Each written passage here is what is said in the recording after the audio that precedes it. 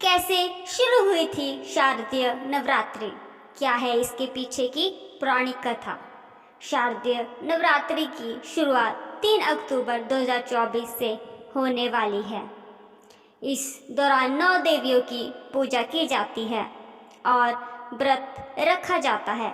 क्या आप जानते हैं कि इसकी शुरुआत कब से हुई थी और कैसे हुई थी? इस त्योहार के 10वें दिन को विजयदशमी के रूप में मनाया जाता है। बहुत लोगों को ये नहीं पता होगा कि राम के अयोध्या वापस आने से भी पहले से विजयदशमी मनाई जाती है। साल 2024 में नवरात्रि की शुरुआत होने जा रही है। इसमें कुछ दिन ही बचे हैं। इस दौरान 9 दिनों तक देवी स्वरूपों की पूजा की जाती है। लोग अपने घरों में कलश स्थापित करते हैं, 9 दुर्गा की व्रत रखते हैं और कन्याओं को भोजन खिलाकर इसका समापन करते हैं। हर एक दिन अलग अलग देवियों को समर्पित है।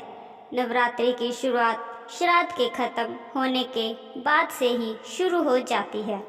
इस बार यह 3 अक्टूबर से शुरू हो रहा है। साल 2024 की विजयदशमी की बात करें तो इसकी तारीख 12 अक्टूबर रखी गई है।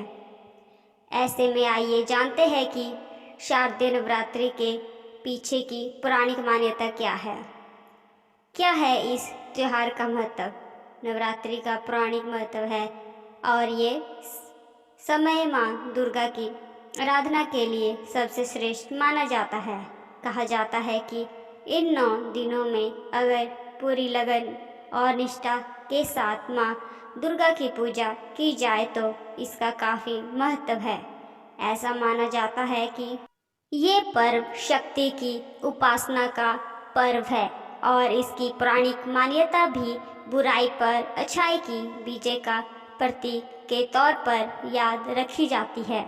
इस दिन माँ दुर्गा के 9 रूप शैलपुत्री, ब्रह्मचारिणी, चंद्रघंटा, कुष्मांडा, स्कंद माता, कात्यायनी, कालरात्रि, महागौरी और सिद्धात्री की पूजा की जाती है। क्या है पौराणिक कथाएं?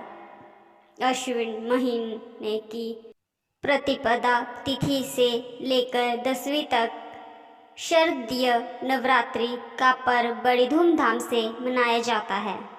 इस दौरान दुर्गा माँ के भक्तों का अलग ही उत्सव देखने को मिलता है। इससे जुड़ी 2 कथाएं प्रचलित है। पहली कथा माँ दुर्गा से जुड़ी है तो वही दूसरी कथा भगवान राम से जुड़ी हुई है। पहली कथा की माने तो एक बार महिषासुर नाम का राक्षस हुआ करता था जो ब्रह्मा जी का बहुत बड़ा भक्त था। उसने अपने तप से ब्रह्मा जी को बहुत खुश कर दिया था और उसे वर भी मिल गया था। वो इतना शक्तिशाली हो गया कि कोई भी उसे धरती पर हरा नहीं पा रहा था। तब माँ दुर्गा का रुद्र रूप सामने आया और उन्होंने 10 दिनों तक चले भीषण युद्ध में महिषासुर को 10वें दिन मात दे दी।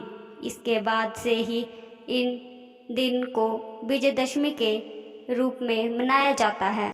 दूसरी कथा की बात करें तो ये भगवान राम से जुड़ी है और ज़्यादा प्रचलित है।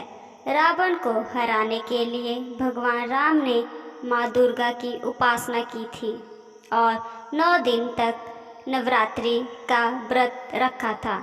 इसके बाद उन्होंने रावण को हरा दिया था। इस दिन को बुराई पर अच्छाई की जीत के रूप में मनाया जाता है।